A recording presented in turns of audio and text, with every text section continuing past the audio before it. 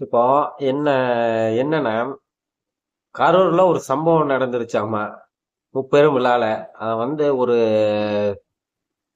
DMK promotion mafia அப்படின்னு ஒன்று create பண்ணி ஒவ்வொரு ஆளுகிட்டையும் பேமெண்ட் கொடுத்து அந்த கரூர் முப்பெரும் விழாவை ப்ரொமோஷன் பண்றாங்க. எப்படி ப்ரொமோஷன் பண்றாங்க நீங்க பாக்குறீங்களா கொஞ்சம்?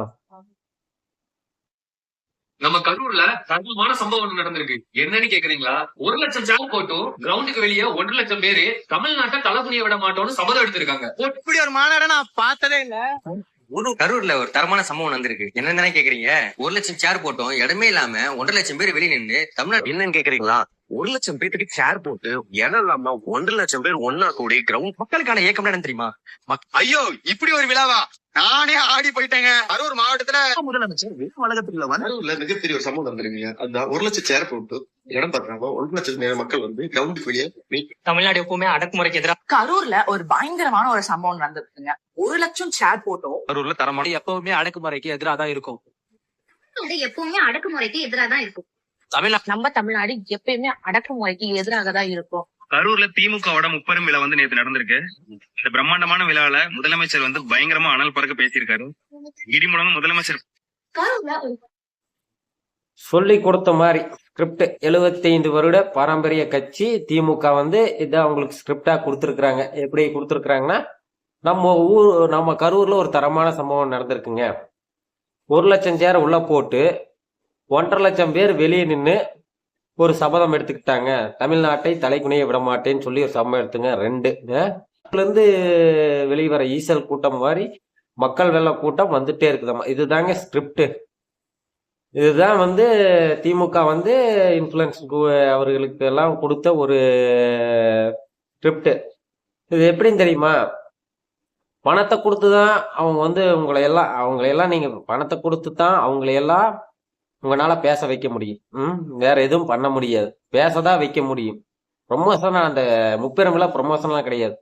நீங்க அந்த விழா அவ்வளவு கூட்டம் கூடியிருந்தால் நீங்க ஏன் ட்ரோன் வியூ காட்டல?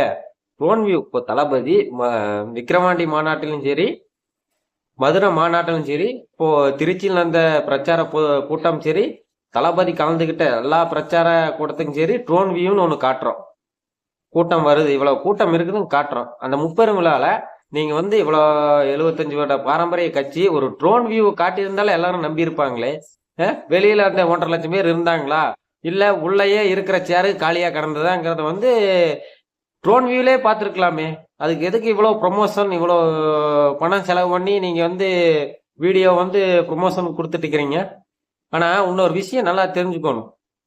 அண்ணன் செந்தில் பாலாஜி பிரம்மாண்ட அமைச்சர். அண்ணன் செந்தில் பாலாஜினாலேயே இதை நடத்த முடியலன்னா வேற எந்த ஒரு அமைச்சர்னாலையும் இதை நடத்த முடியாது. நல்லா தெரிஞ்ச விஷயம் ஒண்ணு. ஏன்னா மக்கள் செல்வாக்கு அதிகமா, அதாவது மக்கள் செல்வாக்குங்களா, மக்கள் அதிகமா கூட்டம் கூட்டக்கூடிய ஒரே அமைச்சர் அண்ணன் செந்தில் பாலாஜி மட்டும்தான். அவர்னாலேயே முடியல. அப்புறம் எப்படி மத்த அமைச்சர்னால முடியும்? இதுல இவங்க எப்படி மாட்டிக்கிட்டாங்கன்னா, நிறைய பேர் ரிட்டன் வீடியோ போட ஆரம்பிச்சிட்டாங்க. ரிட்டன் வீடியோனா எப்படி? ரிட்டன் வீடியோனா, நான் பேசின தப்புதான், என்னோட சப்ஸ்கிரைபர் பூரா வெளியே போயிட்டாங்க, எல்லாம் அன்ஃபாலோ பண்ண ஆரம்பிச்சிட்டாங்க, சிலருக்கு பிடிக்கல, நாங்க பணம் வாங்கிட்டு தான் இந்த மாதிரி வீடியோ போறோம் அவங்களே சொல்றாங்க. நான் சொல்ல, நீங்களே கேளுங்க. இப்போ அந்த வீடியோ நான் டெலிட் பண்ணிட்டு அவங்கள்ட்ட நான் பே வேணும்னு சொல்லிட்டேன். ஹை, இப்போ நான் டிஎம்கேக்காக ஒரு வீடியோ போட்டிருந்தேன். கரூர்ல நடந்த ஒரு முப்பெரும் விழாக்காக ஒரு வீடியோ போட்டிருந்தேன்.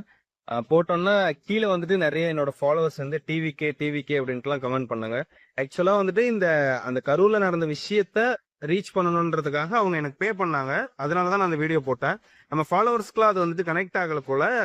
நிறைய பேர் அன்ஃபாலோ பண்ற அப்படிலாம் கமெண்ட் போட்டிருந்தாங்க. டேய், என்னோட ஃபாலோவர்ஸ்ல நீங்க, உங்களை தாண்டி எனக்கு எதுவுமே கிடையாது. நீங்க எங்கிட்ட டிஎம்ல அண்ணா இந்த வீடியோ போட வேணாம்னு சொன்னாவே நான் போட போறது கிடையாது. ஏன்னா நான் என்னோட கண்டென்ட் போட்டு ஒவ்வொருத்தரா சேர்த்த ஃபாலோவர்ஸ் தான் இப்ப இந்த கூட்டம்.